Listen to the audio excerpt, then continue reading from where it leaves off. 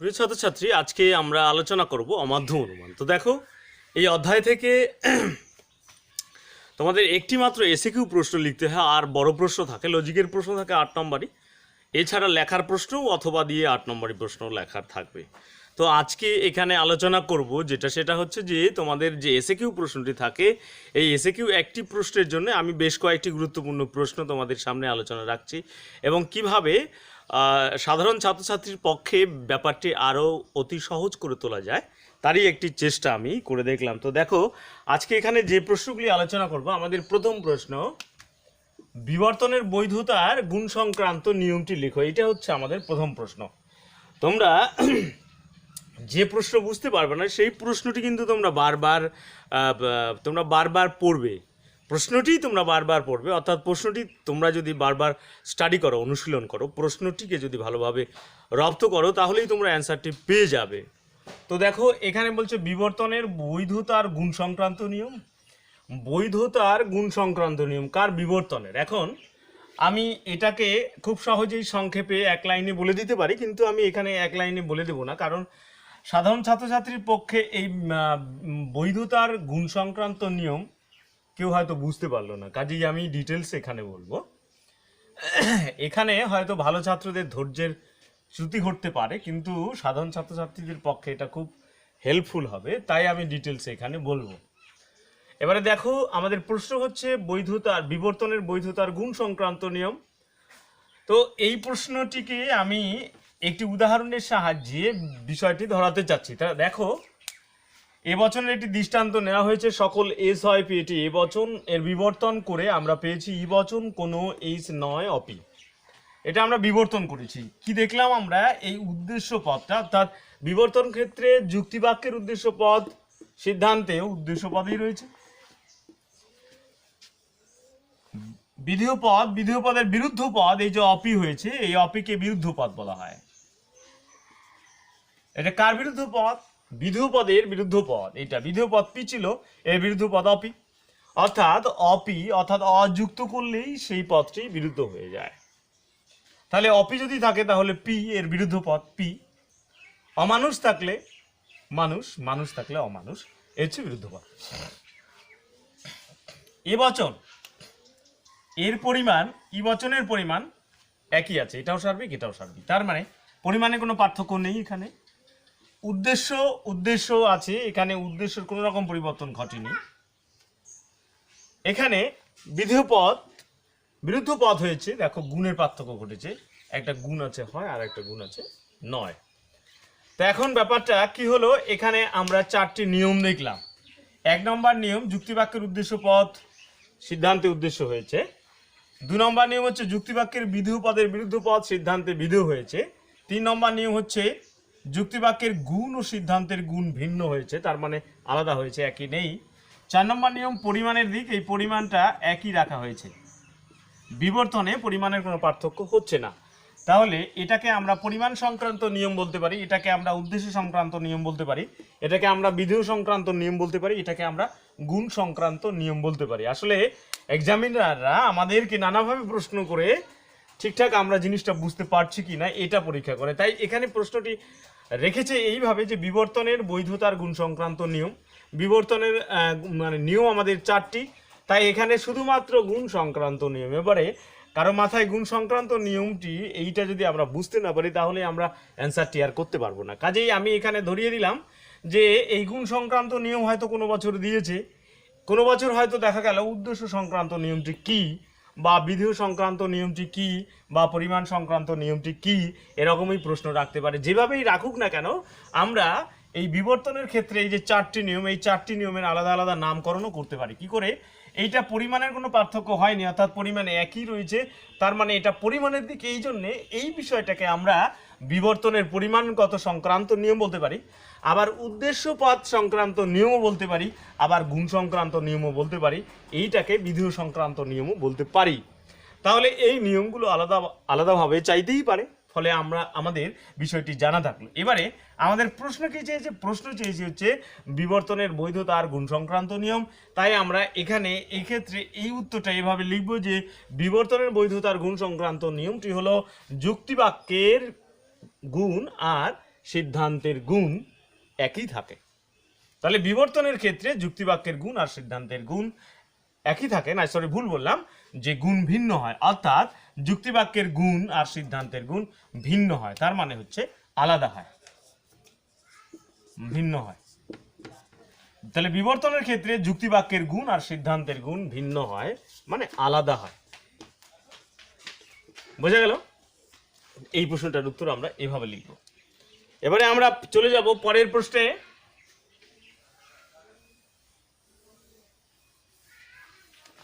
দেখো, পরের প্রশ্ন আমাদের আছে আবর্তনের ব্যাপ্যতার নিয়ম।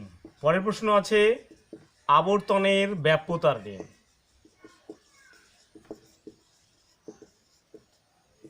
আবর্তনের ব্যাপ্যতার নিয়ম কি?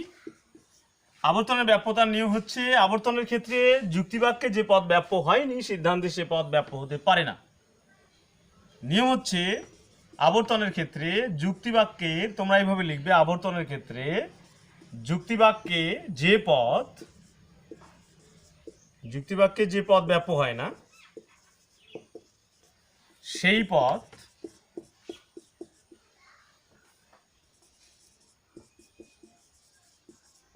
সিদ্ধান্তে ব্যাপ্য হতে পারে না। উদাহরণ নেই, সকল এস হয় পি আই বচন, কোনো কোনো পি হয় এস।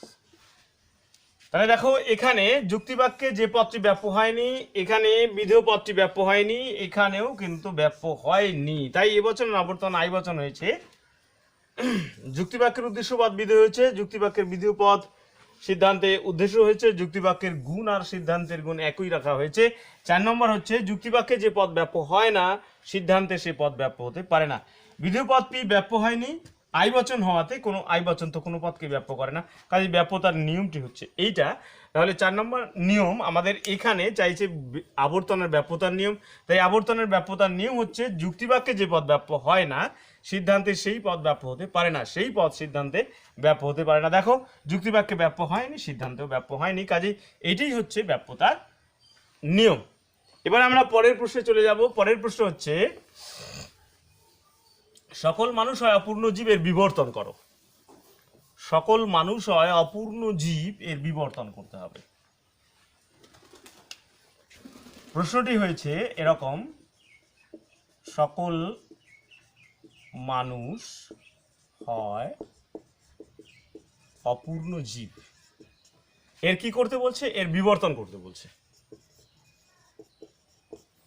তাহলে এর বিবর্তন আমরা যদি করি, সকল মানুষ হয় অপূর্ণ জীব, এটা দেখো, এটা এ বচন, আমি এখানে বচন আর করলাম না, এখানে এ বচন করে দিলাম। সকল মানুষ হয় অপূর্ণ জীব, এটাকে আমরা বিবর্তন করব। এর বিবর্তন কি? এর বিবর্তন হচ্ছে এ বচনের বিবর্তন, এ বচনের বিবর্তন হচ্ছে ই বচন, তাই আমরা ই বচন করলাম।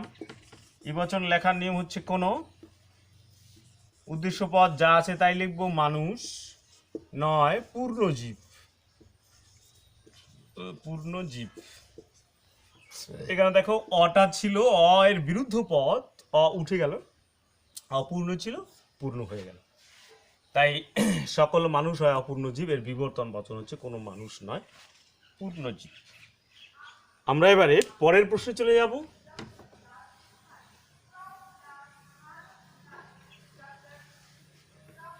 পরের প্রশ্নটি হচ্ছে সকল মানুষ হয় বিচার বুদ্ধি সম্পূর্ণ জীব এর আবর্তন করো।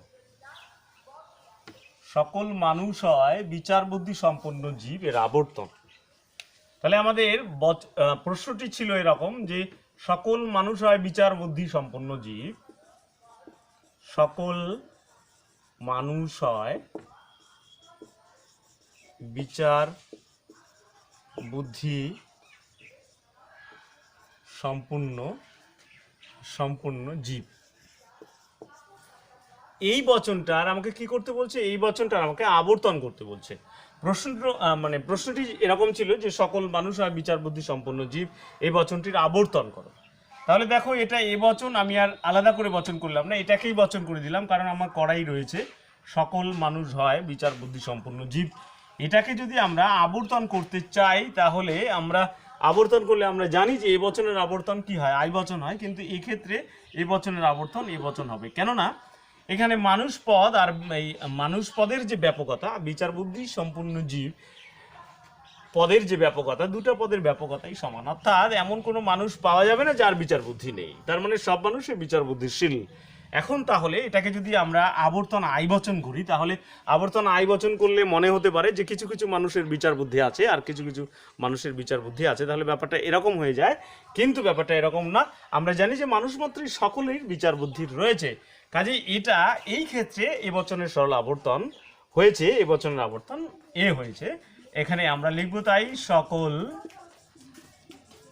বিচার বুদ্ধি সম্পূর্ণ জীব হয় মানুষ। তাহলে এটা আমাদের আবর্তন হয়ে গেল। উদ্দেশ্য পদটা চেঞ্জ হয়ে গেছে, বিধেয় পদটা উদ্দেশ্যে চলে গেছে, গুণ একই রাখা হয়েছে। এবচনের আবর্তন এবচন হয়েছে। এখানে সরল আবর্তনের একটি উদাহরণ হয়ে গেছে, এটা একটি সরল আবর্তনের উদাহরণও হয়ে গেছে। তাই এখানে সকল মানুষ হয় বিচার বুদ্ধি সম্পন্ন জীবের আবর্তন বচন হচ্ছে এটা। এবারে আমাদের পরের প্রশ্ন বলছে যে এবচনের সরল আবর্তনের একটি দৃষ্টান্ত দাও। এবচনের সরল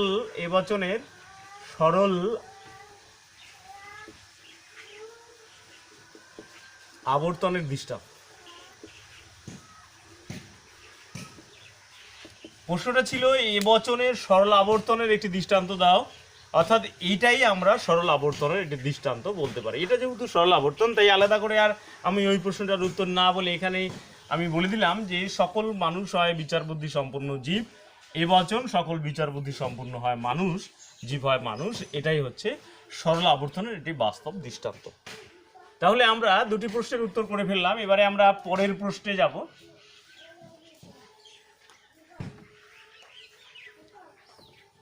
পরের প্রশ্ন হচ্ছে ইবচনের বিবর্তনের আবর্তিত রূপ কি?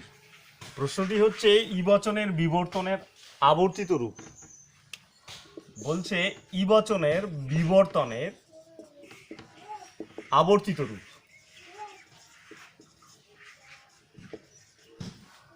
ইবচনের বিবর্তনের আবর্তিত রূপ। এখন দেখো ইবচনের বিবর্তন করলে আমরা কি পাই? বিবর্তনের নিয়ম হচ্ছে ইবচনের বিবর্তন এবচন পাবো, আবার এবচনের আবর্তিত রূপ হচ্ছে আই, তাহলে আই পাবো। তাহলে ব্যাপারটা হচ্ছে যে আমাদের প্রশ্নটা বোঝা কথা, আমাদের প্রশ্নটা ভালো করে বুঝতে হবে। তাহলে ইবচনের বিবর্তনের আবর্তিত রূপ, ইবচনের বিবর্তনের মানে ইবচনকে বিবর্তন করলাম এবচন পেলাম। এবার এবচনের আবর্তিত রূপ তার মানে হচ্ছে এবচনের আবর্তন করলাম, এবচনের দেখো এবচনের আবর্তন কি বচন? আই বচন, তাই এবচনের আবর্তন আই বচন। তাই আমাদের উত্তরটি হবে এরকম যে ইবচনের বিবর্তনের আবর্তিত রূপ হচ্ছে আই। তাহলে এইটা হচ্ছে আমাদের অ্যান্সার। বুঝা গেল? এবারে আমরা পরের প্রশ্নে যাব। পরের প্রশ্ন হচ্ছে অমানুষ কবি নেই, এর বিবর্তন করো। অমানুষ কবি নেই বচনটির বিবর্তন করতে হবে। পরের প্রশ্ন হচ্ছে অমানুষ কবি নেই, এর কি করতে বলছে? বিবর্তন করতে বলছে। অমানুষ কবি নেই এই বচনটির বিবর্তন করতে বলছে। অমানুষ কবি নেই, এটার বিবর্তন। তাহলে এইটিকে আমরা প্রথমে বচনে রূপান্তরিত করি। অমানুষ কবি নেই, নেই আছে ইবচন, কোনো কবি নয় অমানুষ। এখানে দেখো মানুষ পদটি হচ্ছে, এখানে কবি পদটি হচ্ছে উদ্দেশ্য পদ, তাই কবিকে এখানে আমরা উদ্দেশ্য পদে রেখেছি। কোনো কবি নয় অমানুষ, অমানুষ কবি নেই, কোনো কবি নয় অমানুষ, বচন পেয়ে গেছি। এবার ইবচনের বিবর্তন দেখো, ইবচনের বিবর্তন কি হয়েছে? ইবচনের বিবর্তন কি হয়েছে? তাহলে ইবচনের বিবর্তন এ হবে। তাহলে আমরা এ লিখবো, এখানে এ লিখে কি লিখছি? আমরা সকল লিখছি, কবি লিখছি, হয় লিখছি, আর মানুষ লিখছি। কারণ বিবর্তনের নিয়ম হচ্ছে বিধেয় পদের বিরুদ্ধ পদ, কারণ অমানুষ আছে, অটা উঠে যাচ্ছে, কাজেই মানুষ হয়ে যাচ্ছে। উদ্দেশ্য পদ যা আছে তাই থাকে, নয়টা হয় হয়ে যায়, কারণ এ বচন হওয়াতে এ হয়েছে, হয় হয়েছে। কাজেই ই বচনের বিবর্তিত রূপ হচ্ছে সকল কবি হয় মানুষ। এবারে আমরা পরের প্রশ্নে চলে যাব।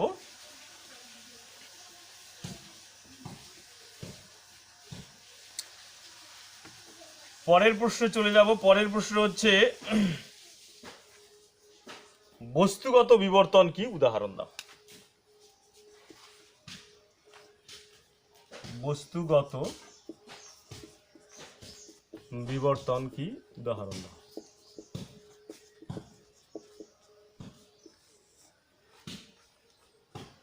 বস্তুগত বিবর্তন কি উদাহরণ দাও। এবারে আমরা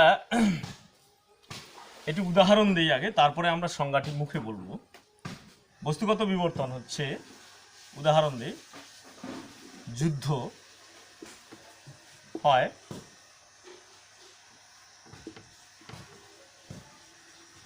অমঙ্গলজনক, যুদ্ধের বিপরীত শান্তি হয় মঙ্গলজনক।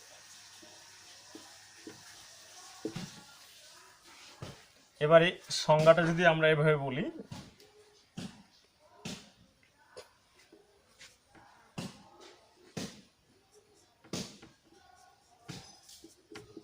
বিবর্তনের যে প্রক্রিয়ায়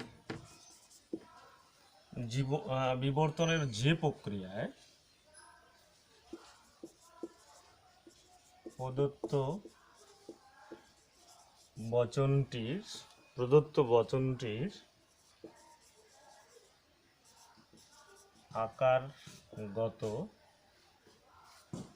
বচনটির আকারগত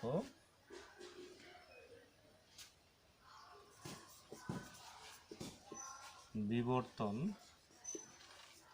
না করে অর্থ অনুধাবন করে বাস্তব অভিজ্ঞতার সাহায্যে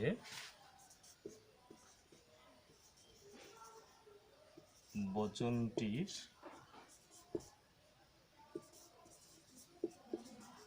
বিবর্তন করা হয় তাকে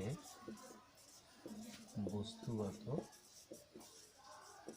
বিবর্তন বলে।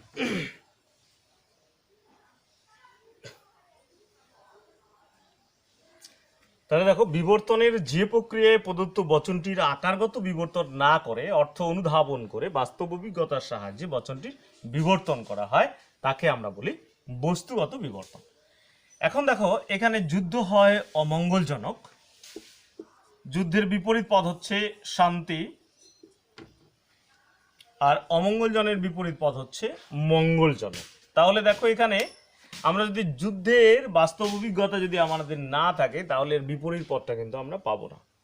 আসলে এখানে বাস্তব অভিজ্ঞতার ভিত্তিতে এখানে বিবর্তন করা হয়।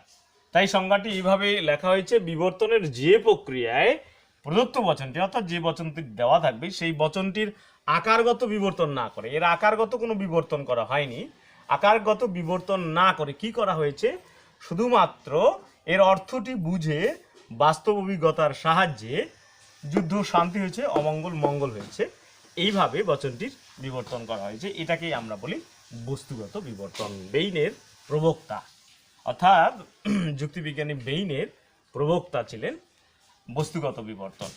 তাই বস্তুগত বিবর্তন প্রবর্তন করেছেন যুক্তিবিজ্ঞানী বেইন। তাহলে আমরা এটিকে বস্তুগত বিবর্তনের একটি উদাহরণ হিসাবে ধরতে পারি, আর সংজ্ঞাটা আমরা এইভাবে লিখতে পারি। তাহলে আমরা এবারে পরের প্রশ্ন যাব। পরের প্রশ্ন হচ্ছে, মাধ্যম অমাধ্যম অনুমানের পার্থক্য লিখো। মাধ্যম এবং অমাধ্যম অনুমানের পার্থক্য লিখো।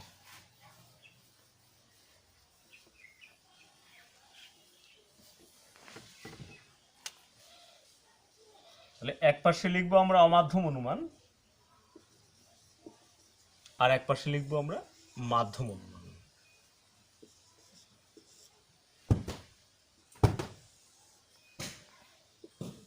যেহেতু আমাদের ছোট প্রশ্ন, দুটি পার্থক্য বলবো, অমাধ্যম অনুমান, মাধ্যম অনুমান। একটি উদাহরণ দিয়ে আমি বোঝানোর চেষ্টা করছি। সকল এস হয় পি, কোনো কোনো পি হয় এস, সকল মানুষ হয় মরণশীল, রাম হয় মানুষ, সুতরাং রাম হয় মরণশীল। তাহলে দেখো মাধ্যম অনুমানের এইটা একটা উদাহরণ, আবার অমাধ্যম অনুমানের উদাহরণ। তাহলে পার্থক্য আমরা 1 নম্বর 2 নম্বর দুটি পার্থক্য লিখব, 1 নম্বর 2 নম্বর দুটি পার্থক্য লিখব। তাহলে আমরা পার্থক্য এই উদাহরণ থেকে কি করে বের করব? দেখো সকল এস হয় পি, কোন কোন পি হয় এস, এটি একটি কি অমাধ্যম অনুমান। আসলে এটি একটি আবর্তন, আবর্তনকে অমাধ্যম অনুমান করা হয়েছে। দেখো এখানে একটি মাত্র যুক্তিবাক্য রয়েছে, যুক্তিবাক্য একটি আর পরেরটা সিদ্ধান্ত। আর এখানে দেখো একটা দুটা যুক্তিবাক্য। তাহলে আমরা বলতে পারি একথা যে অমাধ্যম অনুমানে একটি মাত্র যুক্তিবাক্য থাকে, আর মাধ্যম অনুমানে দুটি যুক্তিবাক্য থাকে বা দুইয়ের অধিক যুক্তিবাক্য থাকতে পারে। তাহলে এটা প্রথম পার্থক্য হয়ে গেল আমাদের কি, অমাধ্যম অনুমানে একটি মাত্র যুক্তিবাক্য থাকে, আর মাধ্যম অনুমানে দুই বা দুইয়ের বেশি যুক্তিবাক্য থাকে। 1 নম্বর পার্থক্য শেষ। এবারে দেখো 2 নম্বর পার্থক্য হচ্ছে এখানে উদ্দেশ্য একটি পদ, বিধেয় একটি পদ, এখানেও তাই উদ্দেশ্য আর বিধেয়। তার মানে আমরা যদি পদ হিসেবে ধরি তাহলে এখানে পদ কটি থাকে? দুটি পদ থাকে। কি কি দুটি পদ থাকে? একটা হচ্ছে উদ্দেশ্য পদ, উদ্দেশ্য পদ, আর একটা হচ্ছে বিধেয় পদ। তাহলে আমরা এই কথা বলতে পারি যে অমাধ্যম অনুমানের ক্ষেত্রে দুটি পদ থাকে, একটি উদ্দেশ্য পদ আর একটি বিধেয় পদ। কিন্তু এখানে দেখো মাধ্যম অনুমানের ক্ষেত্রে এটা এস, এটা পি, এটা এস, এটা এম, এটা পি, এটা এম। তার মানে এখানে পদ পদ থাকে হচ্ছে এস পদ, পি পদ, এম পদ। তার মানে এসতে হচ্ছে আমাদের এখানে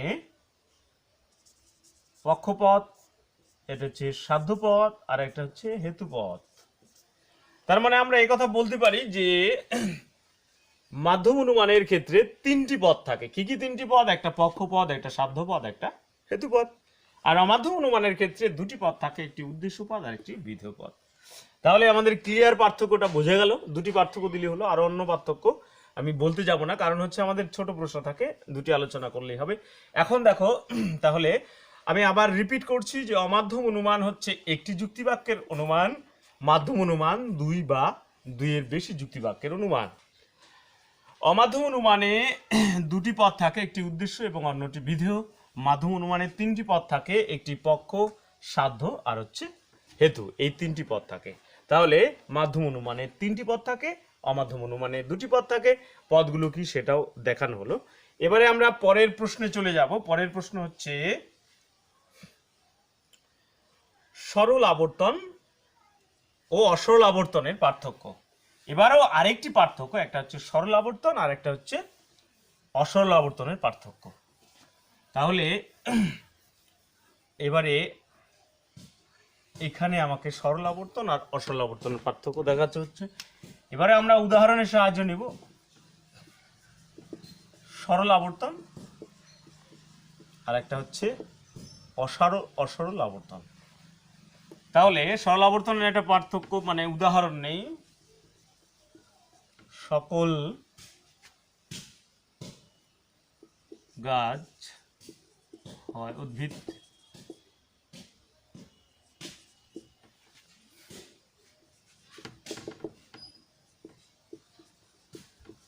সকল উদ্ভিদ হয় গাছ। এবারে অসরল আবর্তনের একটা উদাহরণ নেই। সকল এস হয় পি, সুতরাং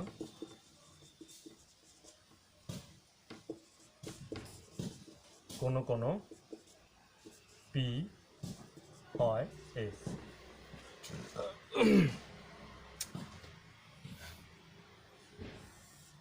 আচ্ছা, এইটাকে সরল আবর্তন বলছি কারণ এই বছরের আবর্তন এবচন, অসল আবর্তন এ বছরের আবর্তন এখানে আই বচন, তাহলে এটা অসল আবর্তন। এবারে কেন অসল আবর্তন? দেখো এখানে এ বচনের আবর্তন আমরা এ বচন করছি, এখানে পরিমাণের কোনো পার্থক্য হয়নি। বোঝা গেল কি? পরিমাণটা একই রয়েছে, এখানে পরিমাণটা একই, পরিমাণে কোনো পার্থক্য হয়নি। এই বচনও সার্বিক, এই বচনটাও সার্বিক। কিন্তু দেখো এখানে এই বচনটা সার্বিক, কিন্তু এই সিদ্ধান্তটা বিশেষ বচন হয়ে গেছে। তার মানে এখানে দেখো পরিমাণের পার্থক্য হয়ে গেছে। অসল আবর্তন মানে তাহলে পরিমাণের পার্থক্য হয়ে যাচ্ছে, সরল আবর্তনে পরিমাণের পার্থক্য হচ্ছে না। তাহলে আমরা একথা সহজেই বলতে পারি, কি বলতে পারি, যে সরল আবর্তনের ক্ষেত্রে যুক্তিবাক্য ও সিদ্ধান্তের পরিমাণের কোনো পার্থক্য হয় না, অর্থাৎ পরিমাণ একই থাকে। অসল আবর্তনের ক্ষেত্রে যুক্তিবাক্য এবং সিদ্ধান্তের পরিমাণের পার্থক্য থাকে, অর্থাৎ একটি বচন সার্বিক হলে আরেকটি বচন বিশেষ হয়ে যাচ্ছে। তার মানে এখানে আমরা পরিমাণের পার্থক্যটা দেখতে পাচ্ছি। তাহলে আমরা একথা বলবো যে এক নম্বর পার্থক্য লিখবো যে সরল আবর্তনের ক্ষেত্রে পরিমাণের কোনো পার্থক্য হয় না, অর্থাৎ পরিমাণ একই থাকে। অসল আবর্তনের ক্ষেত্রে পরিমাণের পার্থক্য হয়, অর্থাৎ একটি সার্বিক আর একটি বিশেষ। আমরা এখানে দেখতে পেলাম যে পরিমাণের পার্থক্য থাকছে, একটা সার্বিক হচ্ছে আর একটা বিশেষ হচ্ছে, এটাকে আমরা অসল আবর্তন বলি। এবারে আমরা 2 নম্বর পার্থক্য যাব। 2 নম্বর পার্থক্যটা একটু দেখো। আমরা যদি এই বচনটাকে, অর্থাৎ এটার আবর্তন করছি, তো এটার আবর্তন করলে আবার কি বচন করব, আমরা এ বচন করব। তাহলে এ বচনের আবর্তন করলে কি বচন পাবো, এ বচনই পাবো। সেক্ষেত্রে কি হচ্ছে, সকল এই গাছটা চলে আসছে এখানে, আবর্তন করছে যেহেতু, হয় উদ্ভিদটা চলে যাচ্ছে এখানে, তাই না, উদ্ভিদ। তাহলে দেখো এই যে বচনটা পেলাম, সকল গাছ হয় উদ্ভিদ, আর আমাদের আগের বচনটা কি ছিল, সকল গাছ হয় উদ্ভিদ। অর্থাৎ এখানে সরলাবর্তনের ক্ষেত্রে আবর্তিত বচনটি পুনরায় আবর্তন করলে মূল বচনটি পাওয়া যায়। কথাটা এরকম যে এখানে আবর্তিত বচনটিকে পুনরায় আবর্তন করলে মূল বচনটি ফিরে পাওয়া যায়। কার ক্ষেত্রে, সরলাবর্তনের ক্ষেত্রে। কিন্তু এখানে আমরা আবর্তন করে দেখি, দেখো আই বচনের আবর্তন আই বচন, কোনো এস হয় পি, এখানে আবর্তন করলাম, কি পেলাম আমরা, আই বচনই পেলাম। আই বচনের আবর্তন আই বচন, কোনো এস হয় পি। কিন্তু আমাদের মূল বচন কি ছিল, সকল এস হয় পি। এটা কিন্তু মূল বচনের সঙ্গে মিলল না। তাহলে আমরা দেখলাম যে এখানে আবর্তিত বচনটির আবর্তন করা হলো, মূল বচনটি পাওয়া গেল না। এখানে আবর্তিত বচনটির আবর্তন করা হলো, মূল বচনটি পাওয়া গেল। তার মানে আমরা একথা বলতে পারি যে সরলাবর্তনের ক্ষেত্রে আবর্তিত বচনটিকে আবর্তন করলে মূল বচনটি পাওয়া যায়, কিন্তু অসল আবর্তনের ক্ষেত্রে আবর্তিত বচনটিকে পুনরায় আবর্তন করলে মূল বচনটি পাওয়া যায় না। এটি হচ্ছে 2 নম্বর পার্থক্য। ব্যাপারটি ক্লিয়ার? এবারে আমরা পরের প্রশ্নে যাব। এটি হচ্ছে আমাদের শেষ প্রশ্ন, অমাধ্যম অনুমান। ঠিক আছে, অমাধ্যম অনুমান কাকে বলে, এর সংজ্ঞা চাইছে। এবারে এই উদাহরণটাকে আমি মুছব না, এটা একটু যেহেতু অমাধ্যম অনুমানের উদাহরণ আবর্তনের ক্ষেত্রে, তাই এটাকে না মুছে এই উদাহরণটি ধরে আমি সংজ্ঞাটি বলবো আর কি। আমাদের শেষ প্রশ্ন হচ্ছে অমাধ্যম অনুমান কাকে বলে, এটি আমাদের আজকের এই ক্লাসের শেষ প্রশ্ন। এখন প্রশ্নটি হচ্ছে অমাধ্যম অনুমান কাকে বলে, এটি হচ্ছে আমাদের লাস্ট প্রশ্ন, অমাধ্যম অনুমান কাকে বলে। তো দেখো এটি একটি অমাধ্যম অনুমান। কেন এটি অমাধ্যম অনুমান, দেখো এখানে যুক্তিবাক্য এটা লেখা হচ্ছে সকল এস হয় পি, আবার সিদ্ধান্তে লেখা হচ্ছে কোনো এস হয় পি। এখানে আবর্তন করা হয়েছে, এটি আবর্তন একটা হচ্ছে অমাধ্যম অনুমান। তাহলে এটা একটি অবরোহ যুক্তি, যে অবরোহ যুক্তিতে যুক্তিবাক্য থেকে সিদ্ধান্তে আসার সময় মাঝখানে, অর্থাৎ কোনো যুক্তিবাক্যের সাহায্য নেওয়া হয় না, যুক্তিবাক্য থেকে সরাসরি সিদ্ধান্তে আসা হয়। অর্থাৎ যুক্তিবাক্য থেকে সিদ্ধান্তে আসার সময় মাধ্যম হিসাবে কোনো বচন বা যুক্তির সাহায্য নেওয়া হয় না, সেই অনুমানকেই আমরা বলি অমাধ্যম অনুমান। সংজ্ঞাটা আরেকবার রিপিট করি, তোমার সংজ্ঞাটা অন্যভাবেও বলতে পারো। যে অবরোহ যুক্তিতে যুক্তিবাক্য থেকে সিদ্ধান্তে আসার সময় মাধ্যম হিসাবে কোনো যুক্তিবাক্যের সাহায্য নেওয়া হয় না, তাকে আমরা বলি অমাধ্যম অনুমান। এবারে আজকের যে প্রশ্নগুলি ছিল, এই প্রশ্নগুলি আলোচনা শেষ হলো। তোমরা এই প্রশ্নগুলি ভালো করে দেখবে। এবারে এই চ্যাপ্টারের যে পিডিএফ ফাইল, এই চ্যাপ্টারের পিডিএফ ফাইলটি ডেসক্রিপশনের লিঙ্ক দেওয়া থাকবে। তোমরা কেউ যদি সংগ্রহ করতে চাও তাহলে তোমরা এই ক্লাসের ডেসক্রিপশানে গিয়ে সংগ্রহ করতে পারবে। তো আজকে এ পর্যন্তই থাকলো, কেমন?